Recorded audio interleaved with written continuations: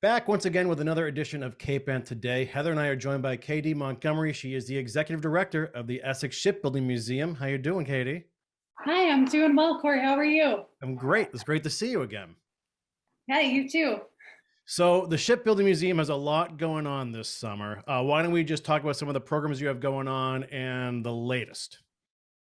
All right, so we are open for business again after a long hiatus through COVID shutdowns. So we're really excited to get our regular summer programming back together. We're running monthly farmers markets over the summer and into the fall, and those are the second Tuesday of every month. We also, while we're running the farmers market, we have the Shipyard Grill open, so there'll be hot dogs and juice boxes for the kids and burgers and beers for the adults. Nice. I didn't know that. I didn't either. That's great. Nice. Yeah. How have you had a farmer's market there before? We did one last year as a pilot and it went well. So we expanded to do one a month this year. Hopefully it really takes off and we can have even more consistency in the future. Do you have some great Essex farmers at that farmer's market?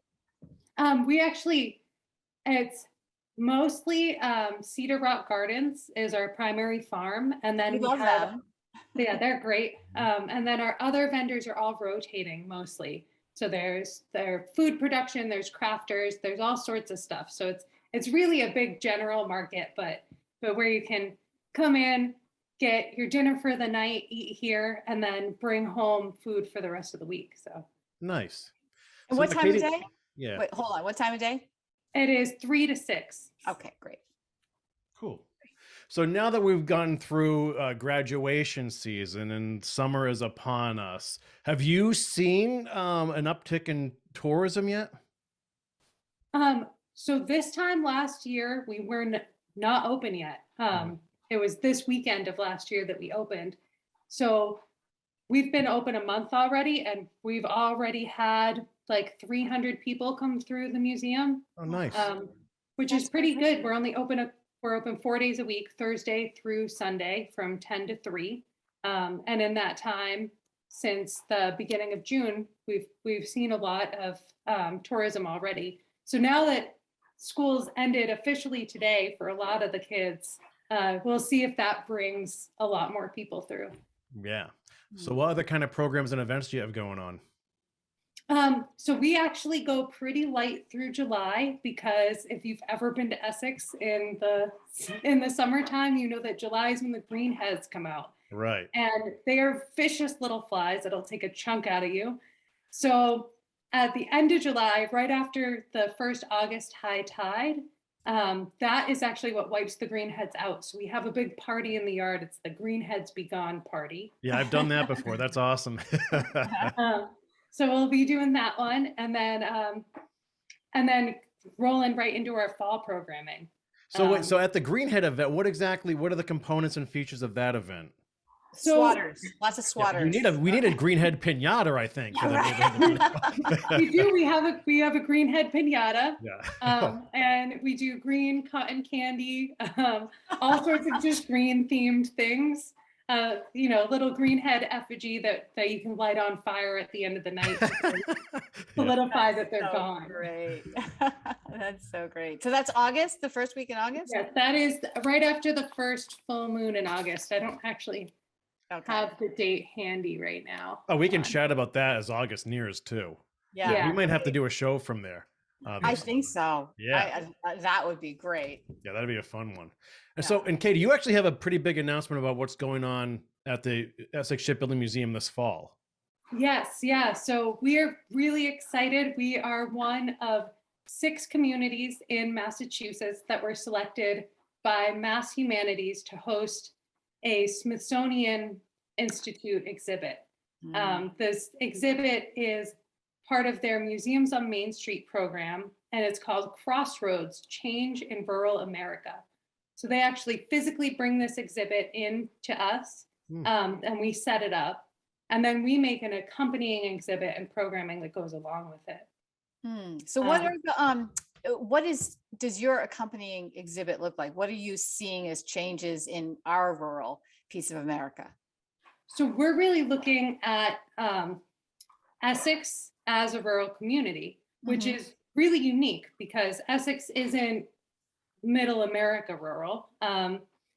It is really moneyed. It has most of the land that has been, that gives us the rural nature. So rural is actually, we have less than 10,000 citizens in the town, which is kind of like that's a pretty broad. Yeah, that's the definition that the Smithsonian uses for rural. Yeah, that's how they selected the communities, is you had to have less than 10,000 people in your community. And looking a little bit at the population density, so most of Essex is actually marshland. So I'm looking at really just the different industries and the different qualities that make Essex what it is. And I'm really getting to know this community through this process. So it's really exciting. Because I'm from Gloucester. So I made my big trip over the bridge and I live here now. Due west. Yeah, you got in your wagon and went west like that. So any surprises as you began to look at this, at Essex, and through this lens? I wouldn't say surprises, but I would say a lot of insights. And really that people have very strong feelings about their communities. So I'm really careful to kind of take a step back and say, I can't speak for the town, and I'm really creating an avenue for the town to speak for itself. So our accompanying programming is really diverse, and we've had a lot of different people come to collaborate with us. So we have a grad student from Salem State University doing a crowdsourced oral history project. We have Slow River Studio, which is a new art studio in Essex, and she's going to be running a sketching tour where we'll take historic photographs and put ourselves right in the same perspective, and then sketch that same vista and kind of discuss how those places have changed over time. Very cool. We have the Essex and the Gloucester shellfish constables are both coming in to talk about shellfishing as an industry through history and red tide. One of my favorite programs is we have kids from the Manchester Essex Regional High School making a Dungeons and Dragons game. Nice. And yeah, they're going to run that, and they're going to make a whole dungeon book so it can stay in the library and be played by kids over time. Great. Yeah, and tons of other programs, actually. We were required 6 and we are up to 10. So we just keep rolling them out. It's really great. That's great. So Katie, for folks in the area who have not been to the Shipbuilding Museum for whatever reason, can you just sort of give us an intro to what is featured there and what they can learn when they visit? Yeah, so the Essex Shipbuilding Museum and Essex Historical Society, we're kind of both. The Historical Society was founded in 1937.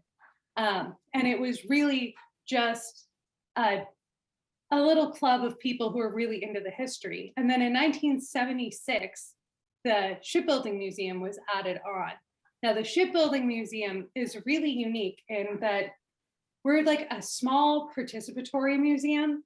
We like to blur the lines between reality and exhibit.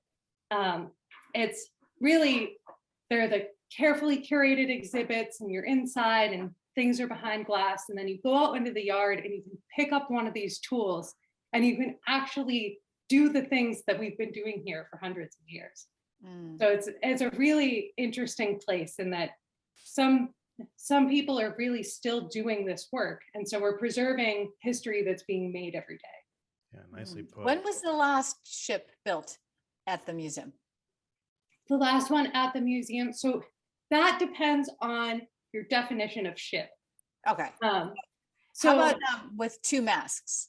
So the last schooner that was built at the museum was actually the one that was built here would be 1998. It was our flagship, the Lewis Story. But we share a relationship with the shipbuilder who lives next door, Harold Burnham. Yep. And he built his last big boat in 2011. And that was the Ardell that you'll see out chartering in Gloucester Harbor. Yeah. But Part of Burnham Boat Building, I've worked closely with Harold for years. I got into this whole thing by being a sailor on the schooner Ardell. And we just completed an apprenticeship, Harold and I, that we got through the Massachusetts Cultural Council, where I was his apprentice. And we've been working on the rehabilitation of the schooner Sylvina W. Beale. And so that will take place probably not this coming September, but the next one.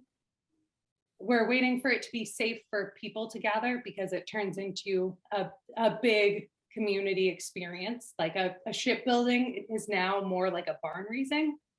People come from all over and they all want to get their hands dirty. So we're waiting till we can do that safely over winter. But that will be happening, and you'll see that boat actually is built in 1911. We saved it from Bar Harbor, Maine, and sailed it down here. And I think 2017 we brought it down. We stripped it of everything and brought it in up the Essex River, and it's in the creek right between the museum and then Harold's workshop. So you can see it there. It looks pretty rough, but we'll do a full rehabilitation on her and get her out sailing with passengers. Yeah. So she's actually in the water right now? Yep. So she's in the water, but sunk. So she's stabilized. Okay. So the water passes through her each tide instead of her going up and down with the tides. Oh, okay. Interesting. That helps preserve, like, she just doesn't get rocked around a lot. Yeah. Going up and down every tide cycle. Yeah. But it gets a little bit hairy. This way we don't have to be tending the lines every time the tide goes in and out. And how did you get into sailing and now shipbuilding? So I was a student at the Compass Youth Program through Action Inc. And we had our marine science and physical science class at Maritime Gloucester. And Mary Kay Taylor and Dave Brown were the teachers down there. And Dave Brown he's on the board here at the Shipbuilding Museum. And Mary Kay is actually Harold's partner. So I ended up, getting involved with those folks. And I was working at Maritime Gloucester teaching marine science for a little while. And I got on that boat one day and I just fell in love with it. Harold said, jump on anytime you want. So I did. That's great. Yeah. One of the great things too about the museum property is whenever you're down there, even if it's off hours, you can usually bump into like Daisy Nell and Captain Stan, either working away or Daisy will just play one of her songs if she has her banjo with her. So it's an awesome place just to hang out. Yeah. We're a great community venue. Yeah. So, Katie, if people want to learn more about Essex Shipbuilding Museum, how can they go about doing that? Well, you can find us online at essexshipbuilding.org. We're also on Facebook and Instagram pretty regularly, updating that way. And then if you become a member and join our mailing list, you will get all sorts of goodies in your inbox, keeping you up to date on what we're doing. Beautiful.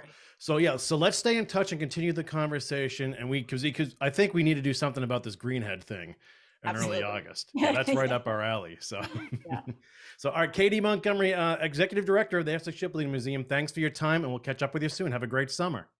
Thank you. Katie.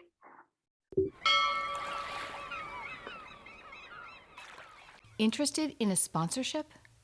Email sponsor@1623studios.org to learn more.